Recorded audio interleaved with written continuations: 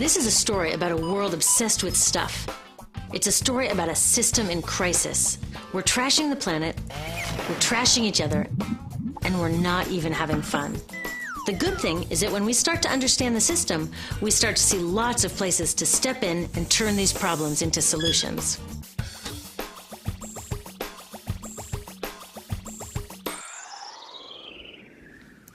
Can I tell you, I love my Pantene Pro V. Of the dozen or so personal care products that I use every day, it's the one I can't live without. Says it gives my dull hair the ultimate cool shine. How does it do that? I was wondering that while I was lathering it in my hair one day, so I read the ingredients right here. Sodium lauryl sulfate, tetrasodium EDTA, methyl isothiazolinone. What is this stuff? I took this list to some scientists who know how to read it. Turns out my Pantene contains a chemical linked to cancer. And lots of other products in my bathroom, from sunscreen to lipstick and even baby shampoo, also contain chemicals linked to cancer or other problems like learning disabilities, asthma, and even damaged sperm. Like most parents, I try to keep my family safe. But now I find out my bathroom is a minefield of toxins? What are we supposed to do? To find out the answers, we have to go back to one of the key features of our materials economy: toxics in, toxics out. If, at the factory, you pour toxic chemicals into a product, like baby shampoo, you're going to wind up with toxic baby shampoo, and toxics in workers, communities, and, babies. So let's take a closer look at this toxic outrage where it seeps into our lives every day, in the bathroom. The average woman in the U.S. uses about 12 personal care products daily. The average man about 6. Each product containing a dozen or more chemicals. Less than 20% of chemicals in cosmetics have been assessed for safety by the industry's safety panel, so we just don't know what they do to us when we use them. Would you fly on an airline that only inspects 20% of its planes? Of course, not all of these chemicals are dangerous, but we know that many are. Some are carcinogens. That means that they can cause cancer. Others are neurotoxins and reproductive toxins, proven to mess up brain development and reproduction in animals. Wait a minute, we're animals too. It's like a giant experiment. We're using all these mystery chemicals and just waiting to see what happens. One thing we do know is that they're getting inside us. I had my body's toxicity levels tested, and I'm loaded with things like mercury, flame retardants, triclosan, and lead. We all are. Even babies are being born pre-polluted. Now, I know we can't live in a lead-free world, but do we have to put lead in our lipstick? I don't know. Maybe it's my fault. Maybe I just bought the wrong thing. At the store, the choices seem endless. I can get lipstick in 49 shades, or shampoo for hair that's too dry, oily, fine, limp, or frizzy. But what about the choices that really matter? Like the choice to buy products that are safe? It turns out the important decisions don't happen when I choose to take a product off the shelf. They happen when companies and governments decide what products should go on the shelves. So who are these companies? This is Procter & Gamble.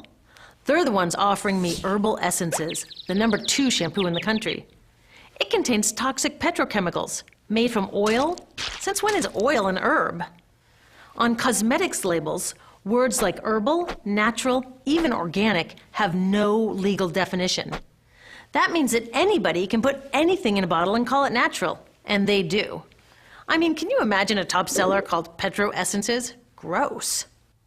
What's even nastier are hair relaxers marketed to 5-year-olds and skin whitening creams.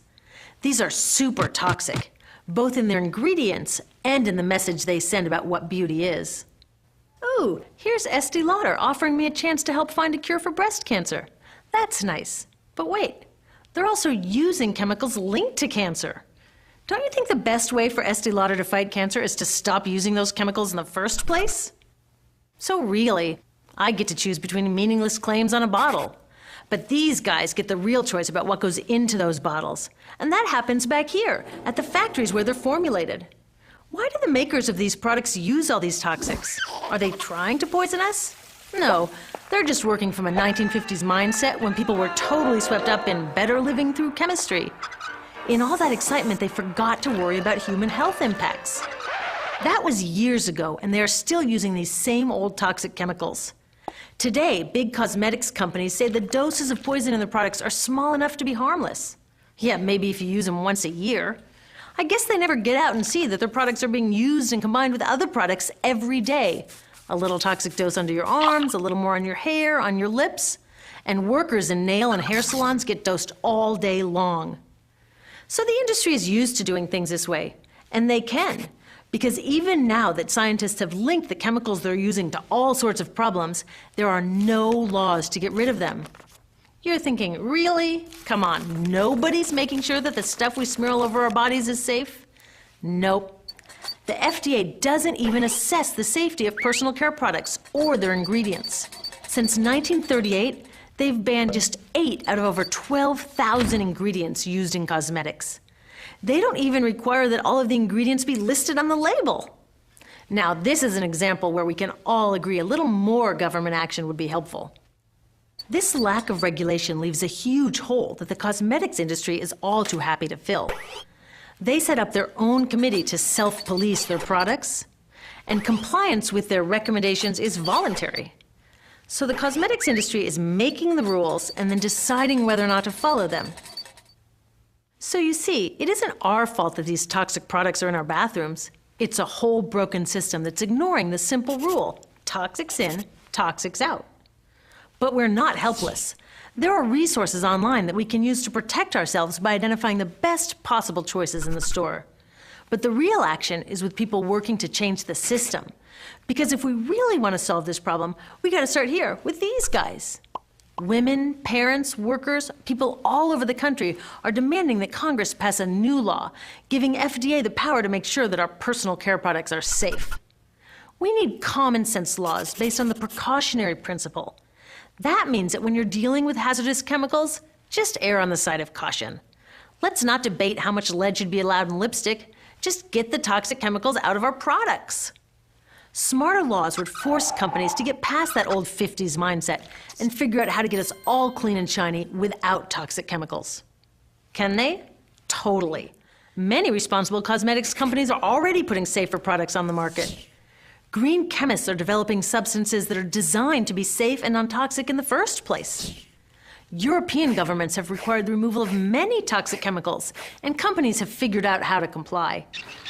When cosmetics are reformulated to be safe and labeled honestly, then we can feel comfortable with the choices available at the store. We can choose bouncy hair or full hair, shiny lipstick or matte. We can even choose to feel beautiful without using 20 products. But we'll know that whatever we choose, the most important choice, the choice to be safe and healthy, has already been made.